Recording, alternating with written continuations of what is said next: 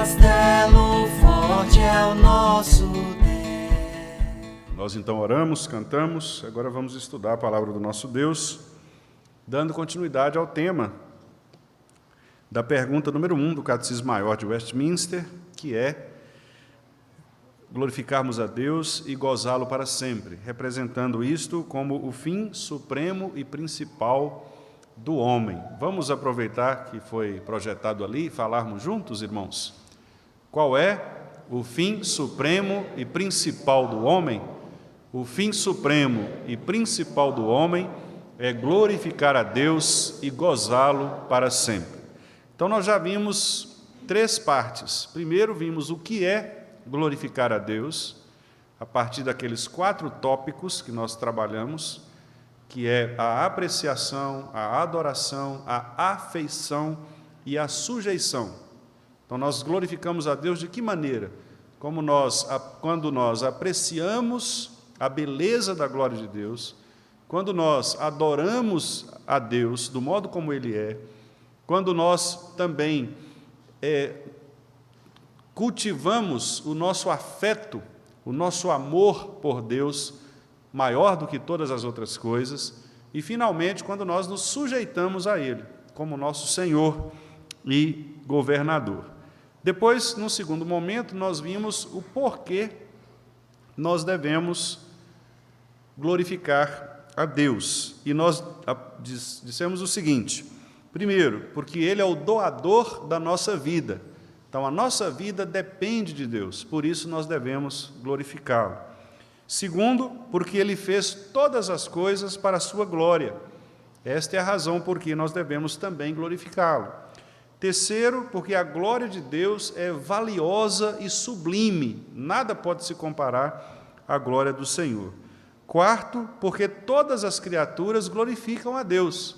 Os céus proclamam a glória de Deus. Então, se até mesmo os seres inanimados são capazes e capacitados para glorificarem a Deus, que dirá então o ser humano?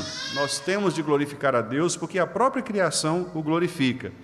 E em quinto e último lugar, neste segundo tópico do porquê, nós também vimos que devemos glorificar a Deus porque todas as nossas esperanças dependem dEle, dependem de Deus. Então hoje nós vamos ver a terceira parte, que é de quais maneiras nós podemos glorificar a Deus. Quais são os modos pelos quais nós devemos glorificar a Deus? Então nós vamos relacionar, irmãos, vários tópicos. Hoje nós vamos tratar apenas dos primeiros. Se Deus permitir aqui, quanto ao horário, nós veremos pelo menos 7 ou 8 maneiras de glorificarmos ao nosso Deus. E só lembrando aos irmãos, especialmente aqueles também que vão nos assistir depois pelo YouTube, acompanhar este estudo, nós estamos seguindo nessa primeira pergunta o esquema que foi elaborado pelo pastor puritano Thomas Watson, quando escreveu a respeito desta primeira pergunta. Então, aqui, a primeira maneira pela qual nós podemos glorificar a Deus, que nos é apresentada aqui por este pastor, seguindo os textos que são mencionados na pergunta, a primeira maneira é: nós glorificamos a Deus desejando somente a sua glória. Vamos falar juntos esse tópico? Desejando somente a sua glória. Esses 2 textos que estão aí, meus irmãos, os irmãos podem abrir, são 2 textos que são 2 falas do nosso Senhor Jesus Cristo. João capítulo 8, 50 e João 7, 18. São 2 falas do próprio Senhor Jesus Cristo, nas quais Ele mesmo atribui a Deus, o Pai, toda a glória. Veja, por exemplo, começando por João 8, 50, que Jesus diz o seguinte: eu não procuro a minha própria glória, há quem a busque e julgue. O ponto aqui, então, é a primeira frase desse versículo. Eu não procuro a minha própria glória. E é interessante essa fala vir de Jesus Cristo, porque Jesus Cristo é Deus, E, naturalmente, ao falar isto, ele não está, de modo nenhum, tentando algum tipo de falsa modéstia, né? Ou seja, de não reconhecer aquilo que ele é de fato. Mas aqui ele está mostrando àqueles seus críticos, àqueles que queriam acusá-lo, de que, na verdade, ele não estava focado em si próprio, mas ele estava focado naquilo que era a sua missão, uma missão que era dada pelo Pai. O próprio Jesus, em outro lugar, disse que a sua missão era exatamente esta: fazer a vontade do meu Pai, disse Jesus. Então, Jesus foi obediente em todas as coisas. Quando Paulo, por exemplo, diz lá que ele esvaziou-se de si mesmo, naquele hino belo lá de Filipenses, Paulo diz que Cristo, mesmo sendo Deus, não quis ser igual a Deus, antes esvaziou-se de si mesmo. Então, não que Cristo deixou de ser Deus, ele era Deus o tempo inteiro e continua sendo Deus. Mas naquele momento, habitando entre nós, como homem, em sua natureza humana, Cristo, ele, esvaziando-se da sua glória divina, ele se tornou homem. E no estado de homem, sendo homem em sua natureza humana, ele foi obediente ao Pai e à sua missão, como o Pai lhe havia ordenado e declarado.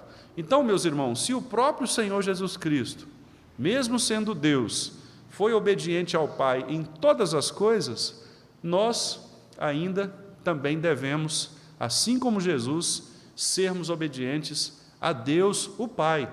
Portanto, nós devemos desejar somente a glória de Deus, o Pai.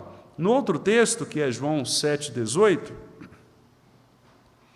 o nosso Senhor também diz assim: eu testifico de mim mesmo, e o Pai que me enviou também testifica de mim. Então, observem aqui que Jesus ele não atrai para si próprio a glória, mas ele atribui a Deus, o Pai, o testemunho genuíno de quem ele, Jesus, era. Então, mais uma vez, Jesus sendo obediente ao Pai, dando glórias ao Pai por tudo aquilo que o Pai fez. Meus irmãos, é muito comum nós, pecadores, e com os nossos corações tão inclinados ao pecado, ao mal e ao egoísmo, né? Ao egocentrismo, ou seja, pensarmos em nós mesmos. Aliás, quando Paulo, por exemplo, e os profetas do Antigo Testamento, como Isaías, Jeremias especialmente, quando eles acusam os falsos mestres, uma linguagem muito comum que é utilizada, tanto por Isaías, Jeremias, quanto por Paulo depois, é de que esses falsos profetas, eles são egocêntricos. Na linguagem deles, desses que eu mencionei aqui, Isaías, Jeremias, Paulo, eles dizem que o Deus dessas pessoas era o ventre. Jeremias chega a dizer que eles profetizavam de acordo com aquilo que as pessoas pagavam mais, para encher as suas barrigas, né? Jeremias diz literalmente o seguinte: olha, aquele que dá mais comida ganha o profeta. Então, o profeta profetizava de acordo com o que ele ganhava, né? Com os favores que ele recebia. Então, a glória não estava centrada em Deus, na palavra de Deus, no ser de Deus, mas nas pessoas. Então, os profetas queriam se tornar o quê? Visíveis, famosos, populares, reconhecidos, e eles centravam-se em si mesmos. Por isso, Paulo diz, o Deus deles é o ventre, porque eles olham para si próprios, para o seu próprio umbigo, para a sua barriga, eles querem encher suas barrigas, né, de comida, os seus ventres, quando, na verdade, eles deveriam glorificar a Deus. E, meus irmãos, é um pecado que ao qual todos nós estamos sujeitos. É exatamente o pecado do egocentrismo, de centrarmos a nossa vida em nós mesmos. E, de fato, nós fazemos isso em muitas ocasiões, não é verdade? Por causa do pecado, muitas vezes nós estamos mais preocupados conosco, com o nosso conforto, com a nossa popularidade, no caso dos profetas, né, que hoje são os pastores, os pregadores, talvez pensando muito mais na popularidade deles diante do povo, no fato de não contrariar o povo para que eles não sejam mal vistos pelo povo, acabam fazendo a vontade do povo, temendo mais os homens do que a Deus, sendo mais fiéis às práticas modernas e contemporâneas do que aquilo que a Bíblia descreve. nós também, enquanto crentes, muitas vezes somos tentados a fazer a nossa vontade e não a vontade de Deus em muitas coisas, como, por exemplo, no culto que prestamos a Deus. O dia do Senhor, o domingo, é o dia do Senhor. E quantas vezes nós quebramos esse mandamento, pecamos contra Deus, quando usamos o domingo para fazer outras coisas que têm a ver conosco, as nossas atividades, as nossas preocupações. Quantas vezes nós estamos aqui na igreja no domingo e, ao invés de prestarmos atenção na exposição da palavra, nós estamos planejando a nossa semana, pensando como que nós vamos fazer no dia de amanhã, o que conta nós vamos pagar, quais relacionamentos nós teremos, não é assim? Quantos e quantos relacionamentos também nós iniciamos, relacionamentos que não são autorizados pelo Senhor, mas fazemos isto pensando na, entre aspas, nossa felicidade, ou nossa suposta felicidade, quando Deus diz que nós deveríamos ter o cuidado de não fazer nada que o desagrade. O pastor Thomas Watson cita aqui dois pensadores antigos, que estão entre aqueles chamados pais da igreja, né? Um deles é Crisóstomo, e Crisóstomo dizia o seguinte, que a vanglória é uma das melhores redes do diabo para laçar os homens. Então, o que é a vanglória? É exatamente esta soberba, esta arrogância pessoal, esse egocentrismo. E o diabo utiliza esta armadilha, esta arma, para fazer-nos desviar do nosso foco de glorificar a Deus em primeiro lugar. Ele cita também Cipriano, e Cipriano dizia o seguinte, a quem Satanás não pôde vencer pela intemperança, ele o vence pelo orgulho e pela vanglória. Então, é essa necessidade que todos nós temos de uma autoadoração. Todos nós gostamos de ser elogiados, de sermos adorados pelas pessoas. Quem não gosta de um elogio, não é verdade? De alguém chegar para você e dizer que aquilo que você fez foi bem feito, aquilo que você é, a maneira como você se comporta, todos nós gostamos, porque nós gostamos que o nosso ego seja amaciado, seja acariciado. Quantos e quantas pessoas, às vezes, por exemplo, se afastam da igreja porque entendem que não foram bem tratadas em alguma situação. Não volto mais naquela igreja, porque no dia que eu fui lá, o fulano me falou isso, o visitante, eu não fui apresentado, ninguém me cumprimentou. Quer dizer, quantas e quantas vezes as pessoas querem ser o quê? Louvadas, acariciadas, elas querem, na verdade, se agradar, né? Então, é um tipo de autoadoração, é um tipo de autopromoção, é um tipo de glória, que a Bíblia chama de glória vanglória, ou seja, é um estado que não nos pertence, porque a glória pertence somente a Deus. Quando os apóstolos estavam ali curando aquelas pessoas, alguns que foram curados se ajoelharam na presença deles, se ajoelharam na presença de Paulo, fizeram isso também com Pedro. E qual foi a resposta dos apóstolos? Levantem, porque eu também sou homem, não sou eu quem devo ser adorado. João Batista, quando anunciava Jesus, foi também adorado pelos homens. E o que João Batista disse? Não sou eu, é aquele que vem depois de mim que deve ser adorado. Então, observem, meus amados irmãos, que estes homens, que foram muito maiores do que nós, eles compreenderam que toda a glória deve ser dada somente a Deus. Portanto, toda tentativa de egocentrismo, de autoadoração, de vanglória, de colocarmos nós mesmos à frente de Deus, seja nas nossas posses, naquilo que temos, seja nos nossos relacionamentos, nas nossas conquistas. Quantas vezes as pessoas valorizam, por exemplo, os títulos que têm, o conhecimento que têm, o nome familiar que tem, a tradição eclesiástica que tem, tudo isso pode se tornar vanglória, tudo isso pode se tornar uma atração para si mesmos, quando, na verdade, Deus deve ser unicamente adorado. Então, essa é uma maneira, é a primeira maneira de nós glorificarmos a Deus, que é desejando somente a sua glória. Vamos falar de novo esse tópico? Desejando somente a sua glória. Em segundo lugar, meus irmãos, nós também glorificamos a Deus quando confessamos sinceramente os nossos pecados. Então, de que maneira podemos glorificar a Deus? Vamos falar juntos? Confessando sinceramente nossos pecados. Vamos ler esse texto de Josué, capítulo 7, versículo 19.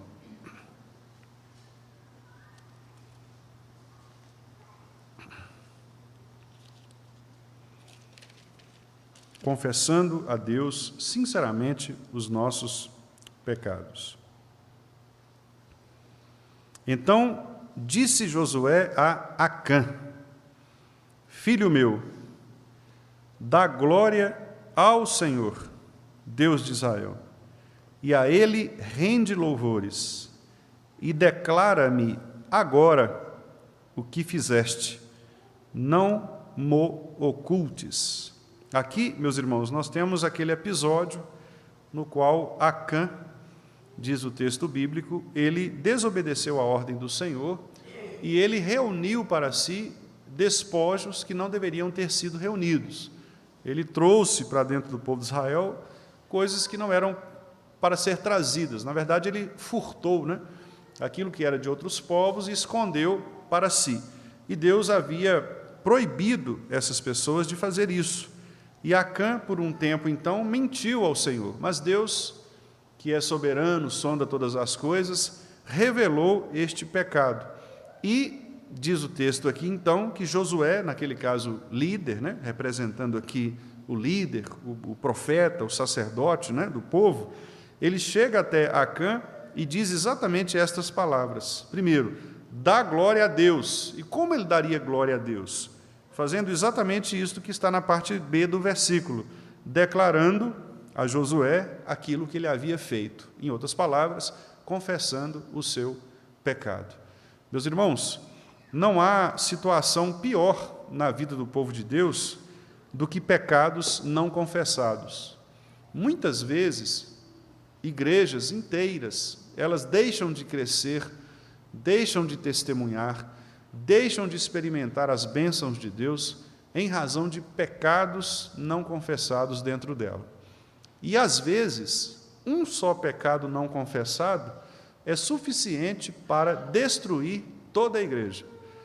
Então, pode ser que 99% das pessoas sejam fiéis ao Senhor, justas, pessoas verdadeiramente crentes que estão andando no caminho do Senhor, mas se 1% for infiel ao Senhor, isto trará prejuízo à igreja, ao corpo de Cristo. É por isso que os apóstolos comparam a igreja ao corpo do próprio Cristo, porque nós sabemos que o nosso corpo ele é um ser orgânico, e qualquer parte do nosso corpo que apresente problema, dor, doença, afeta todo o resto, por menor que seja. Você pode ter um dente inflamado na sua boca e você verá o quanto isso vai incomodar você. Às vezes, uma pequena alergia numa só das narinas já é o suficiente para tirar você do sério, para incomodar todo o seu corpo. Um problema de visão num dos olhos, um dos ouvidos que não ouve bem, às vezes uma unha que se encravou. Eu estou citando partes pequenas do nosso corpo. Às vezes um pequeno órgão pode causar um problema grave em todo o nosso corpo. As doenças graves, por exemplo, quase sempre começam em órgãos pequenos e depois isso se espalha, tornando-se incurável em alguns casos. Assim também, meus irmãos, é o pecado dentro do povo de Deus. Às vezes nós vamos permitindo que o pecado se acampe entre o povo de Deus, não o tratamos como ele deve ser tratado, e isso vai causando problemas muito maiores. Então, a igreja, embora ela não morra, porque Deus é misericordioso para mantê-la viva, ela sofre as consequências, e ela deixa de experimentar desta glória magnífica do Senhor. ela deixa de ver a glória do Senhor se manifestar no meio dela. Por isso que os grandes avivamentos, dos quais nós testemunhamos ao longo da história, desde o avivamento de Esdras, por exemplo, diz o texto bíblico que Esdras, ele abriu o livro da lei, pregou a palavra do Senhor, e naquele momento as pessoas começaram a chorar, a cair e a confessar os seus pecados.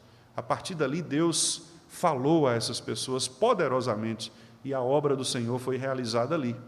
Também no Pentecostes, os irmãos se lembram que Atos narra exatamente também um episódio similar, quando aquele povo estava ali e Pedro, levantando-se, depois de ter sido comissionado por Jesus para ser o pastor da igreja, ele então se levanta, prega um evangelho duro, ele acusa aqueles seus ouvintes de serem assassinos de Jesus Cristo. Vós o matastes, disse Pedro, e o poder do Espírito Santo recai sobre todos eles, a manifestação ali é gigantesca, e então eles confessam os seus pecados, arrependam-se, disse o apóstolo Pedro. E naquela noite, meus irmãos, naquele dia, noite, mais de 3.000 pessoas foram reunidas à igreja do Senhor. Por quê? Porque houve quebrantamento. Também ao longo da história nós presenciamos isso. No século XIX, 1853, conta-nos a história que um grande avivamento ocorreu sob a pregação do pastor batista reformado Charles Spurgeon. E do mesmo modo, também a pregação de Spurgeon, com aqueles irmãos que oravam ali no saguão do templo enquanto ele pregava, também foi capaz de encher o tabernáculo de Londres com mais de 10.000 pessoas que iam para ouvir a pregação do Evangelho, confessando os seus pecados e apegando-se ao Senhor. Assim também foi no Nordeste dos Estados Unidos, no século XVIII, com o pastor congregacional Jonathan Edwards. E num dos sermões mais importantes da história, talvez, registrados sob a pregação de Edwards, o sermão que foi intitulado como Pecadores nas mãos de um Deus irado, os biógrafos contam que aquela pregação foi tão poderosa, a ação do Espírito foi tão evidente que as pessoas se agarravam às pilastras da igreja com medo de caírem no inferno, porque um dos trechos do sermão de Edwards dizia que nós estávamos andando como que em casca de ovos, e qualquer passo em falso, aquilo quebraria e nós cairíamos diretamente no inferno. E aquelas pessoas com medo de irem para o inferno, elas se agarravam às pilastras, choravam, ao ponto de Edwards ter que interromper muitas vezes as sessões de exposição pública para consolar os irmãos, dizendo, não é bem assim, nós não cairemos no inferno desta forma, porque aqueles irmãos estavam, de fato, extasiados com as suas condições de miséria, de depravação. Hoje, meus amados irmãos, infelizmente, nós vivemos um período em que as pessoas elas não estão aptas para o arrependimento. E quando eu digo isso, não é que eu estou dizendo que o arrependimento depende inicialmente da pessoa. Nós cremos que o arrependimento vem por causa da ação do Espírito no coração. Mas o que eu quero dizer é que a nossa geração é uma geração endurecida, é uma geração empedernida, para usar um termo da palavra de Deus, um termo bíblico. É uma geração que, a meu ver, se assemelha àquela geração de Noé, em que o pecado se avolumava, a corrupção crescia e as pessoas zombavam dos verdadeiros profetas do Senhor. Hoje, infelizmente, as pregações, que são pregações que apontam os pecados das pessoas, são aquelas pregações pouquíssimo populares. E é muito mais fácil uma pessoa sair da igreja porque não gostou de uma pregação dura de um pastor, do que ele se converter, mudar a sua vida e se comprometer a obedecer ao Senhor. É muito mais fácil hoje acusar o pregador do Evangelho de ter sido duro na pregação do que a pessoa dizer, não, de fato, ele tem razão, eu estou em pecado, preciso me remendar com o meu Senhor. Nós vivemos uma geração assim, uma geração dura, de coração duro, de dura cerviz, para usar uma linguagem bíblica, traduzindo numa linguagem popular, cabeças duras, pescoços duros, quer dizer, que não se voltam para a direção correta, permanecem fixos naquele caminho e não querem se arrepender. Quando isso acontece, irmãos, quando não há o arrependimento genuíno, coisas terríveis acontecem entre o povo de Deus. E a pior das coisas que acontecem é exatamente o fato de que este lugar, esta igreja, este povo se torna cego para ver a manifestação da glória do Senhor.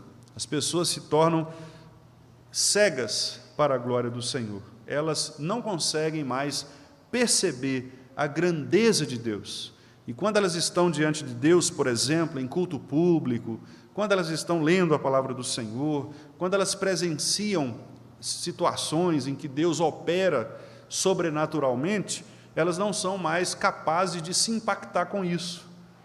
Elas não mais se emocionam. É muito mais fácil a pessoa se emocionar assistindo o filme A Paixão de Cristo, produzido por Mel Gibson há alguns anos, do que se emocionar, por exemplo, com a pregação da palavra de Deus, na qual nós expomos acerca do sacrifício de Jesus Cristo na cruz. Porque os nossos corações estão muito mais focados naquilo que nós vemos com os nossos olhos nesse mundo, com as imagens que nós construímos daquilo que é Evangelho, do que o que é o Evangelho de fato, conforme a palavra do Senhor. Então, meus irmãos, se queremos mesmo glorificar a Deus e experimentar dos benefícios que Ele tem para nos dar, confessemos sinceramente os nossos pecados. E devemos fazer isto, irmãos, como uma disciplina. Todos nós, ao irmos dormir, ao nos levantar, durante o dia, lembremos-nos: Senhor, perdoa os meus pecados. Vamos fazer como Davi fez. Davi, no Salmo 51, ora ao Senhor e diz assim: olha, meu Deus, absolve-me até das faltas que me são ocultas. Porque há faltas, meus irmãos, que nós não conseguimos ver, de fato.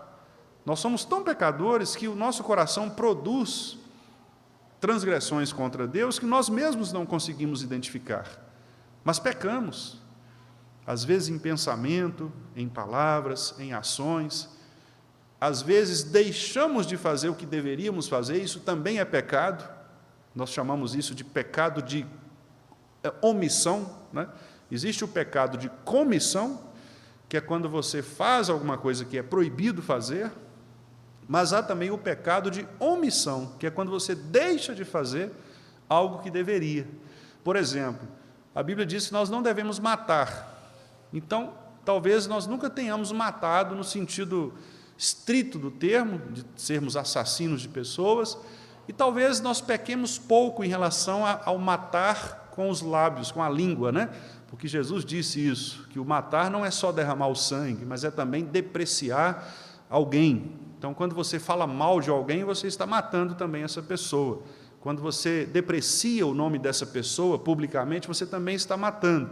Mas pode ser que nós não tenhamos o costume de fazer isso.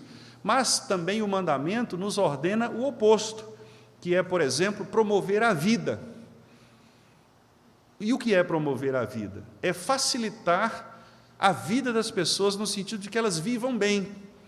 Então, às vezes, quando eu jogo o lixo, por exemplo, fora eu estou andando no carro, pego lá, baixo o vidro e jogo para fora do carro um lixinho ali, eu estou contribuindo com o quê?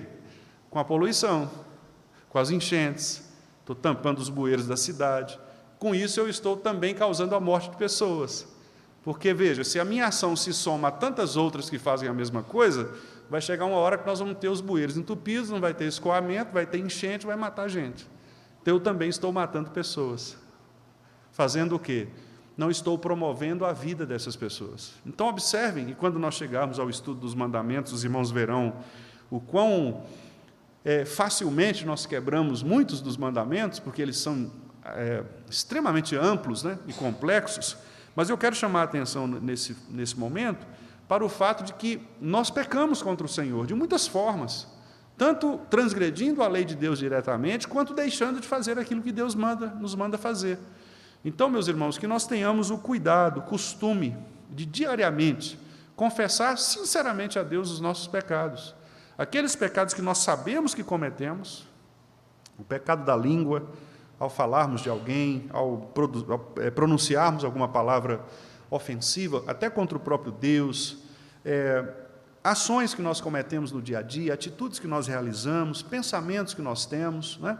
às vezes pensamentos que contrariam a lei de Deus. E como é que nós vamos saber se estamos ou não pecando? O Salmo 119 nos responde, observando os nossos passos, o nosso caminho, à luz da palavra. E eu disse aqui no domingo, durante o culto, no sermão, que uma das funções da lei de Deus é exatamente esta, revelar o nosso pecado.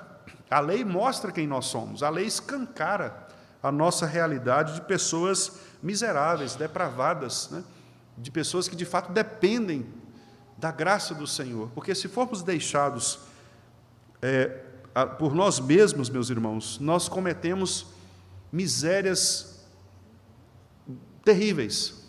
Há uma oração puritana, registrada num dos livros puritanos de oração, chamado Vale da Visão, em que este puritano faz a seguinte oração: não fosse a misericórdia do Senhor, nós seríamos como demônios encarnados.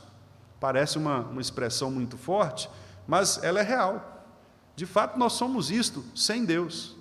Sem a graça do Senhor, nós somos como demônios encarnados, porque nós somos maus, mortos. A Bíblia diz que nós somos depravadíssimos. Paulo, lá em Romanos capítulo 1, 2 e 3, até o versículo 19, descreve a raça humana como a pior. Ele diz que a nossa garganta é como um sepulcro aberto. Ele diz que não há entendimento acerca de Deus. A paz, ela não é compreendida. As pessoas são más nas suas atitudes, nas suas intenções. Este é o coração do homem sem Deus. O homem natural é assim. Quando a graça nos alcança, nós somos transformados, renovados, o Espírito Santo habita em nós, meus irmãos, nós então somos transformados pelo poder de Deus para vivermos de acordo com a lei de Deus. Mas há aquilo que os teólogos chamam de pecado remanescente. O que é isso? É exatamente essa condição que nós, regenerados, ainda temos, de ter em nós parte, esse remanescente do pecado, que ainda nos faz pecar contra o Senhor. Então é por isso que a nossa luta é diária, e é por isso que o apóstolo Paulo diz que muitas vezes aquilo que ele queria fazer, ele não conseguia fazer, porque havia uma luta entre carne e espírito. Ao mesmo tempo que ele era santificado no Senhor e buscava e lutava contra o pecado, não tinha jeito, o pecado às vezes vencia. Então pode ser que muitas vezes, até mesmo a cama no domingo de manhã, seja mais forte do que o seu amor por Jesus. E aí você deixa de vir à igreja, porque a sua cama impediu você de se levantar. Não é assim? Então ali você testa e você prova que o nosso amor por Jesus não é tão grande assim.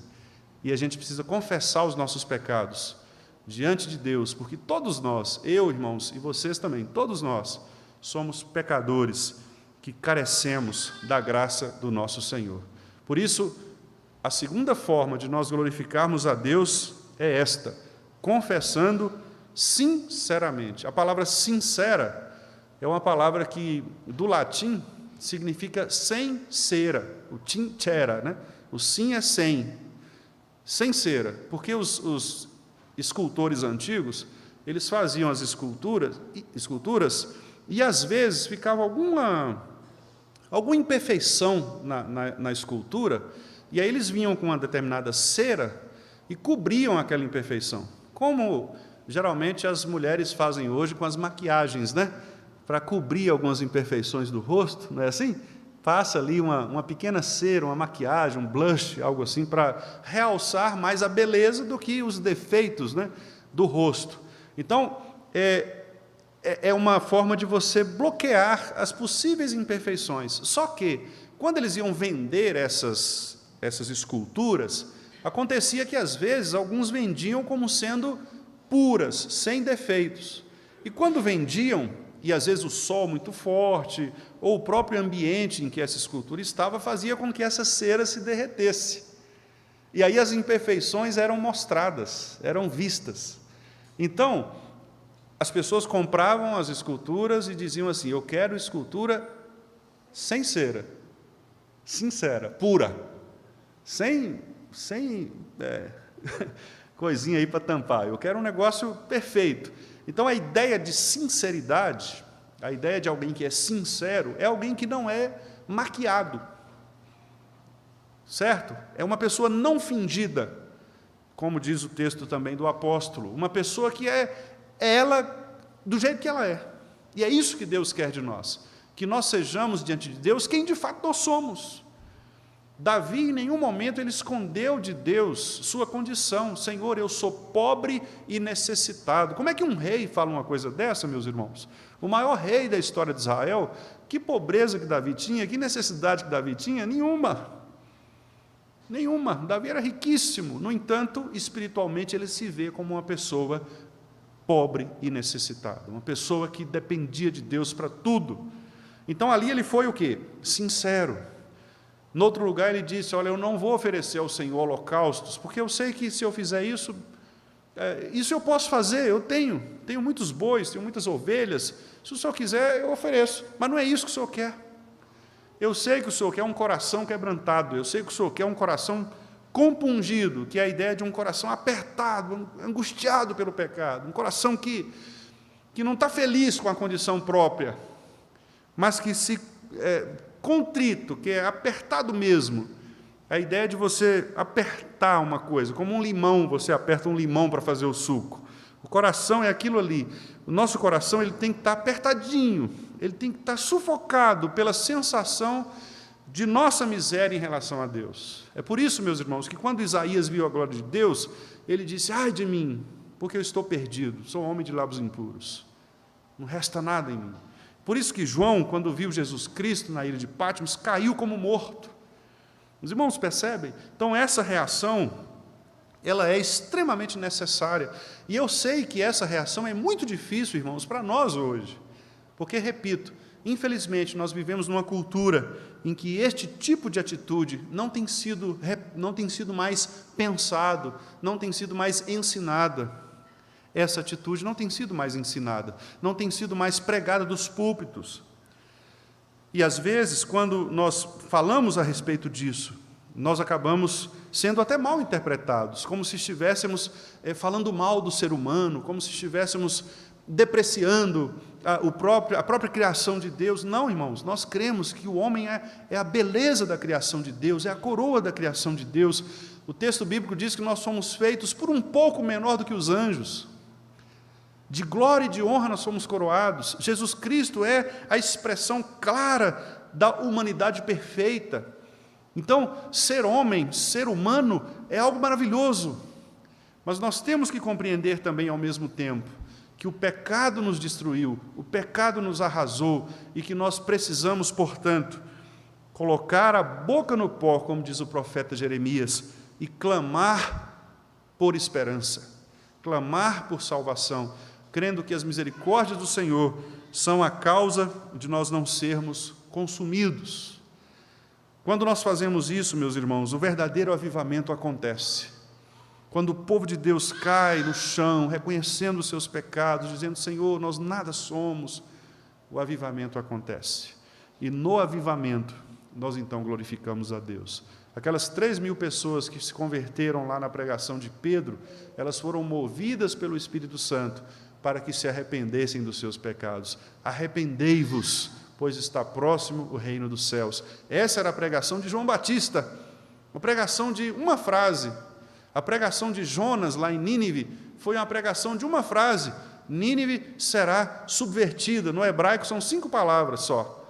Nínive cairá, Nínive será subvertida em 40 dias. 5 palavras, uma pregação. 120.000 pessoas se converteram naquela ocasião. Mudaram seus corações pelo poder do Espírito Santo.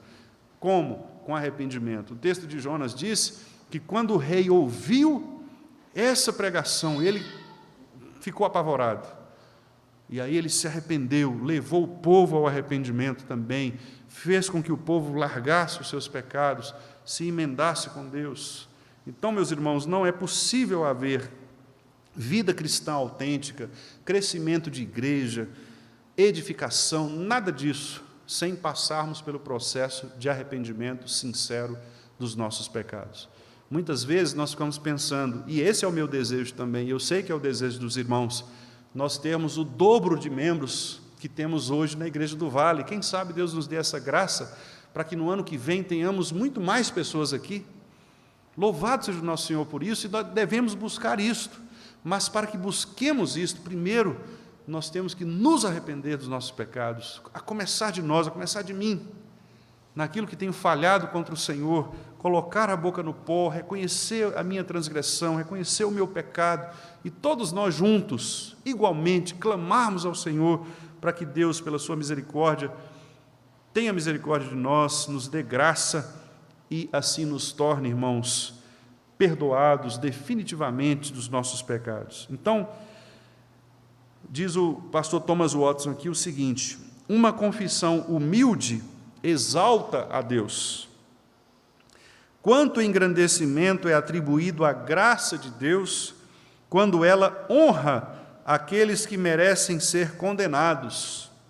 Desculpas e falsidades em relação ao pecado envergonham a Deus. Adão negou que havia experimentado do fruto proibido e, em vez de uma confissão plena, culpou a Deus, dizendo: a mulher que me deste por esposa, ela me deu a árvore e eu comi. Em outras palavras, diz Watson, se você não tivesse me dado essa mulher para me tentar, eu não teria pecado. A confissão glorifica a Deus, porque ela realça o caráter de Deus. Na confissão nós reconhecemos que Deus é santo e reto. E aí ele cita aqui o texto de Neemias 9:33, quando Neemias diz: tu és justo em tudo quanto tem vindo sobre nós. A confissão sincera, encerra o Watson nesse tópico, a confissão é sincera quando é voluntária, feita por um coração não forçado. E aí ele cita aqui o filho pródigo, que depois de pecar contra o seu pai, ele volta voluntariamente diante do seu pai e diz: pai, pequei contra o céu e diante de ti. Lucas 5:15-18. Então, meus irmãos, esse é o segundo tópico, e eu me demorei mais nele de propósito mesmo, porque eu creio que esse é o tópico que, de fato, destoa em muito em relação à nossa geração. Nós temos ouvido pouco nas nossas igrejas a respeito do poder destrutivo do pecado. Nós achamos e temos nos acostumado a pensar que o pecado é algo comum, é uma coisa de pouca importância, mas a Bíblia diz que o pecado é altamente perigoso e ele mata. O salário do pecado é a morte. Por isso, irmãos, devemos, diante de Deus, com humildade, santo temor, confessarmos a Ele os nossos pecados, tanto individualmente quanto coletivamente. Se temos cometido pecado diante de Deus, confessemos, para que a glória de Deus seja realçada no perdão que Ele concede a nós. Que esta seja, irmãos, a verdade também neste ponto. Vamos falar, então, este segundo ponto, como que nós podemos, de que maneira nós podemos glorificar a Deus? Confessando sinceramente nossos pecados. Vamos caminhar só mais em um tópico aqui, meus irmãos, que é o terceiro tópico. Nós vamos falar agora sobre a terceira forma, que é: nós glorificamos a Deus crendo em sua salvação. Vamos falar juntos agora? Crendo em sua salvação. Vamos ver o que Paulo diz lá na sua carta aos Romanos, no capítulo 4, versículo 20. Romanos 4, 20.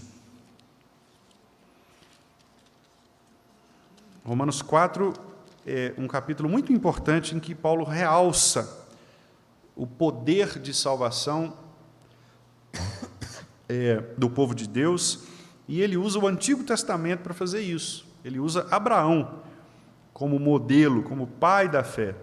Ele ilustra dizendo que Abraão, ele creu na promessa e por isso ele recebeu a salvação do Senhor. E no versículo 20 ele diz que ele não duvidou. Aqui, vou ler o 19 também, para que fique completo, né, o sentido. 19 a 21.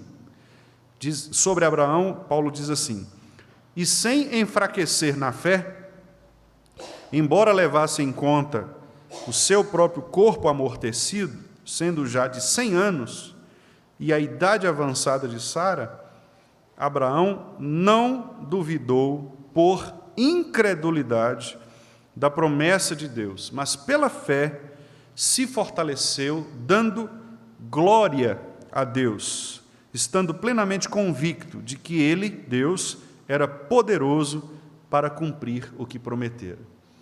Meus irmãos, imagine, e este é um destaque que é feito, não só aqui em Paulo, mas também em Hebreus. O escritor de Hebreus também destaca Abraão nesse mesmo aspecto. Abraão creu que Deus era poderoso, inclusive para ressuscitar Isaque. Algumas pessoas perguntam, será que Abraão de fato teria sacrificado o seu filho? O escritor aos Hebreus nos responde, sim, porque o texto diz lá que não fosse a intervenção do anjo do Senhor, Abraão cria que Deus era poderoso para ressuscitar o seu filho.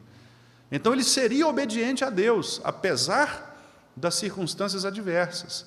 Então esse tópico terceiro, que diz que nós glorificamos a Deus crendo em nossa salvação, na salvação que Ele nos provê, por isso está ali sua salvação, ou seja, é Deus que provê a nossa salvação, mostra que nós não devemos ser incrédulos quanto àquilo que Deus fez por nós e continua fazendo. Porque, meus irmãos, a nossa salvação não é fruto do nosso esforço, é fruto exclusivo da graça de Deus, da ação de Deus. Então, se Deus nos escolheu antes dos tempos eternos, e se Ele nos salvou, Ele também há de nos preservar. Há, inclusive, um teólogo chamado James Packer, que ele faz uma interpretação interessante sobre o quinto tópico, chamado, conhecido como os 5 pontos do calvinismo. O quinto é a perseverança dos santos, que é a capacidade que nós agora temos de continuar firmes até o fim. Nós não cairemos em pecado que nos leve para o inferno de novo, porque nós fomos salvos e por isso nós vamos perseverar pela força do Espírito.